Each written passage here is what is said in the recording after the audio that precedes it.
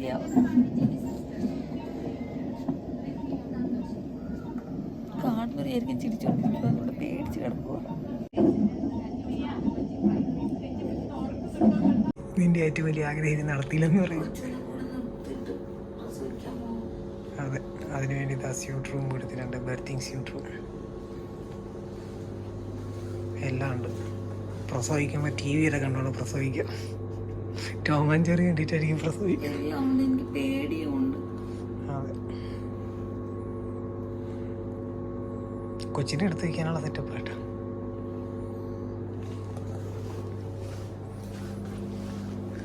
Attached bathroom,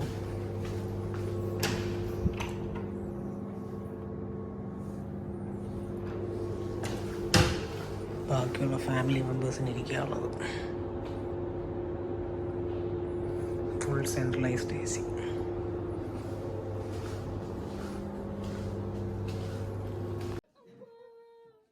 ചിതാരച്ചു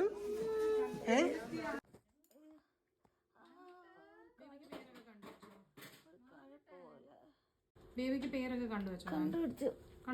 എന്താ പേര്? പേര് പറഞ്ഞു.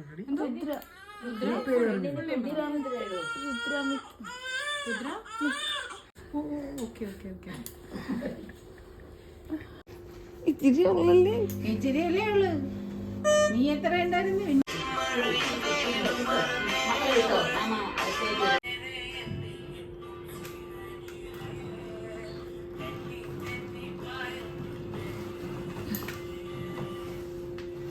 ഞാൻ പ്രസവിച്ചതിന് ശേഷമുള്ള എൻ്റെ ആദ്യ പ്രസാദം.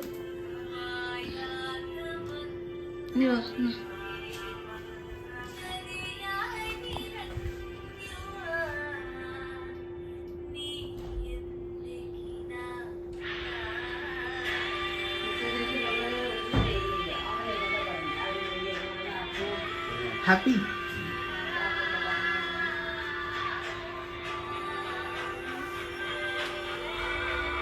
Hello, this is Ashwini. Welcome back to my channel travel with Nishana. Ashwini ഇപ്പോൾ എവിടെ ആയിരിക്കും? ഞാൻ ഡെലിവറി ഒക്കെ കഴിഞ്ഞു, കിംസ് ഹോസ്പിറ്റലിലാണ്. ഞങ്ങളുടെ കുഞ്ഞാമത് അവിടെ ഉണ്ട്.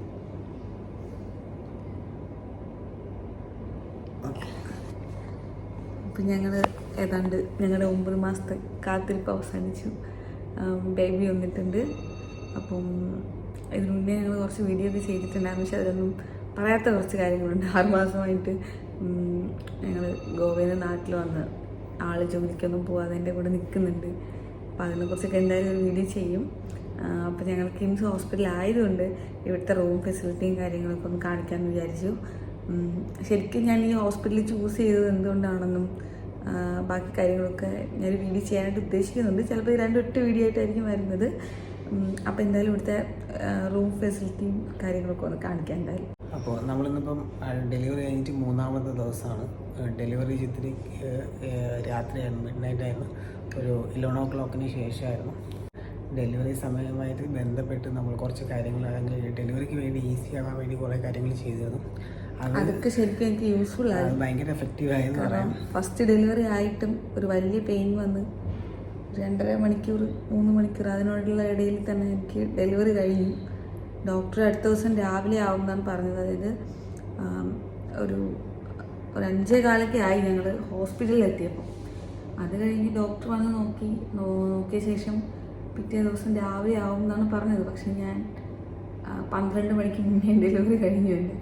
എല്ലാം വളരെ പെട്ടെന്നായിരുന്നു. പിന്നെ എനിക്ക് ചെറിയ പെയിനൊന്നും വന്നില്ല.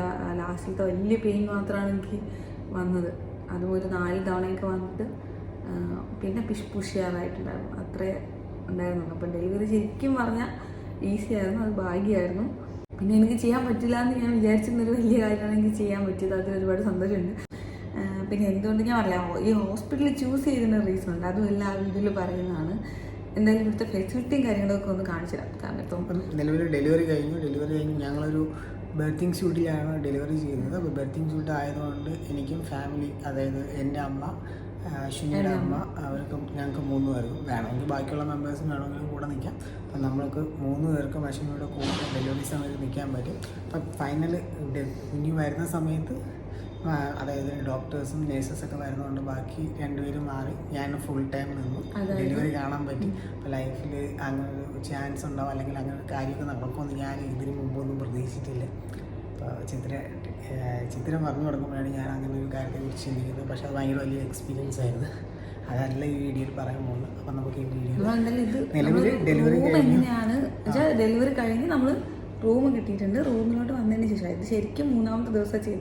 ശരിക്കും 2 ഡേയ്സിനെ പറയാൻ പറ്റുള്ളൂ. കാരണം ആള് എന്താണ് ഓഗസ്റ്റ് 8 നൈറ്റാണ് വന്നേക്കുന്നത്. ശരിക്കും 2 ദിവസമായ ഫീലേ ഉള്ളൂ. പക്ഷേ ഡേറ്റ് വെച്ച് നോക്കുമ്പോൾ ഇത് 3ാമത്തെ ദിവസമാണ് ഡെലിവറി കഴിഞ്ഞിട്ടുള്ള. ഓക്കെ, അപ്പം നമുക്ക് റൂം എങ്ങനെയാണെന്ന് കാണാം.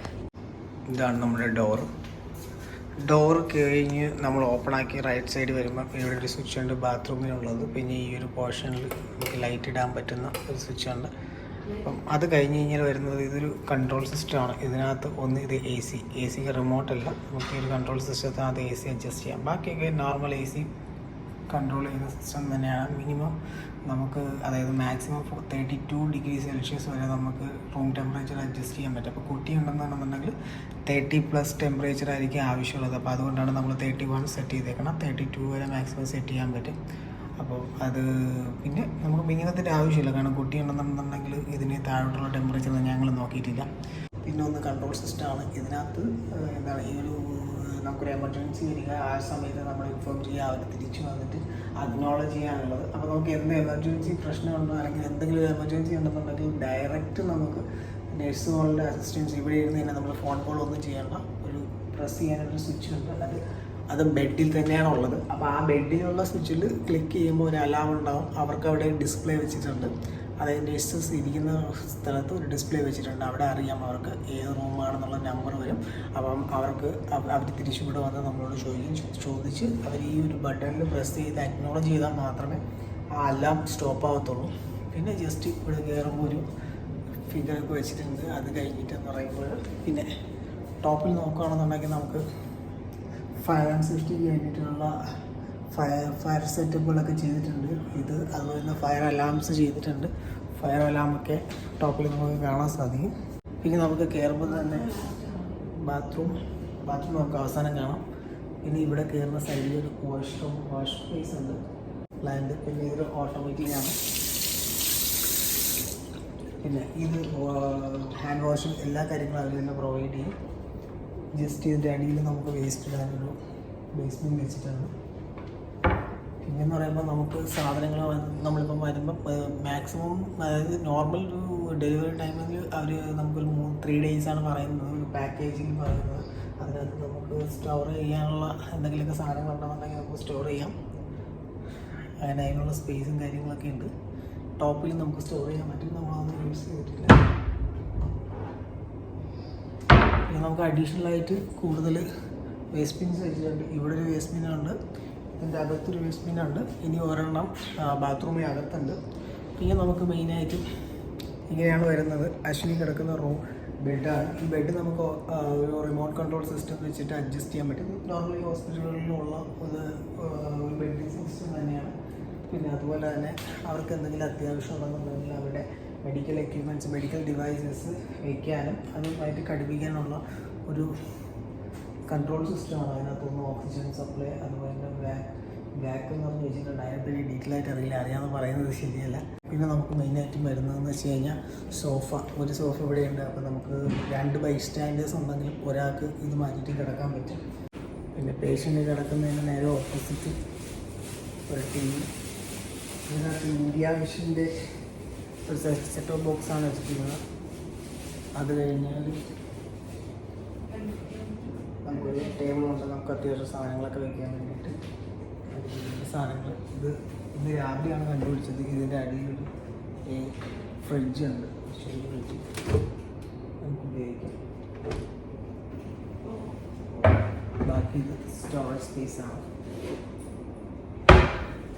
പിന്നെ ബൈസ്റ്റാൻഡേഴ്സിന് നമുക്കിതും ബൈസ്റ്റാൻഡറിൻ്റെ കിടക്കാനുള്ള ഒരു ബെഡാണ്. ഈ സോഫയായിട്ടും ബെഡായിട്ട് നമുക്ക് യൂസ് ചെയ്യും. Sofa cum ബെഡാണ്.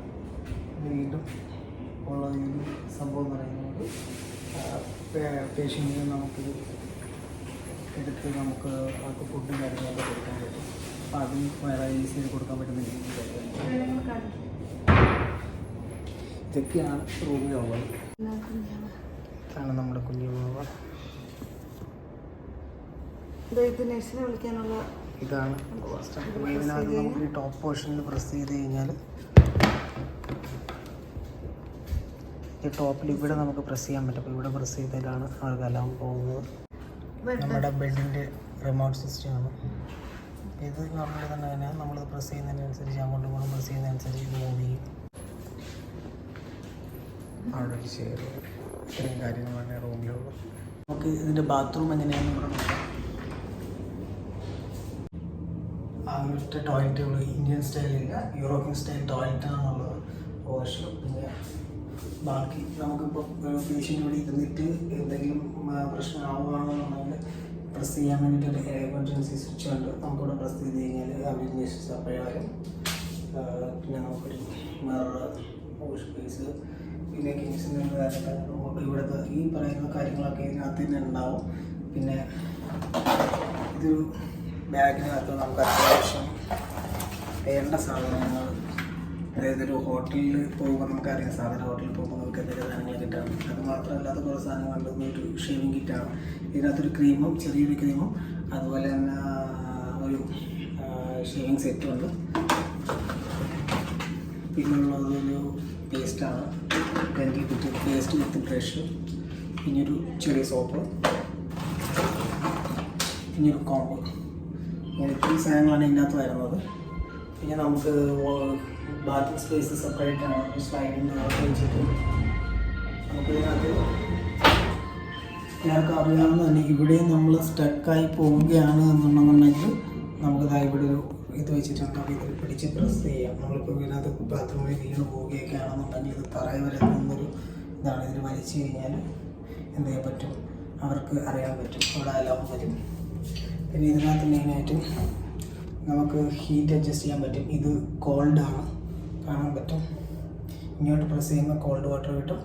ഇങ്ങോട്ട് നമുക്കിങ്ങനെ ഇത് സ്ലൈഡ് ചെയ്തിട്ടാണ് എടുക്കുന്നത്. ഹോട്ട് വാട്ടർ, കോൾഡ് വാട്ടർ നമുക്ക് ടെമ്പറേച്ചർ അഡ്ജസ്റ്റ് ചെയ്യാം എത്ര വേണമെന്നുള്ളതനുസരിച്ചിട്ട് അങ്ങോട്ടും ഇങ്ങോട്ടും. പിന്നെ ഇത് പ്രസ് ചെയ്ത് കഴിഞ്ഞാൽ മുകളിൽ നിന്ന് നമുക്ക് ഷവർ കിട്ടുന്നതായിരിക്കും. പ്രസ് ചെയ്യുന്നത് ഷവറാണ്. ഇവിടെ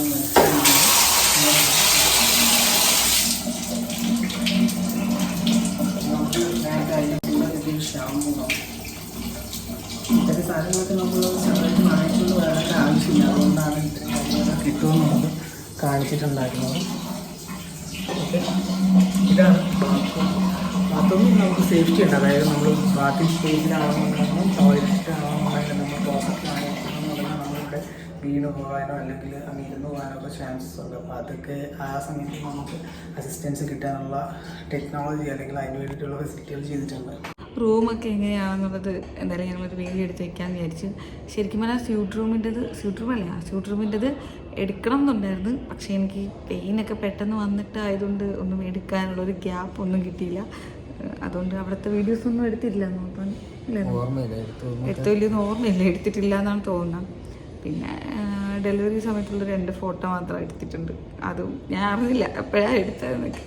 അപ്പോൾ ആ 2 ഫോട്ടോ മാത്രമേ കിട്ടിയിട്ടുള്ളൂ. പിന്നെന്താ കുഞ്ഞാമത് അവിടെ കിടന്ന് ഉറങ്ങുന്നുണ്ട്. കിട്ടുന്നില്ല. അവിടെ ഉണ്ട്,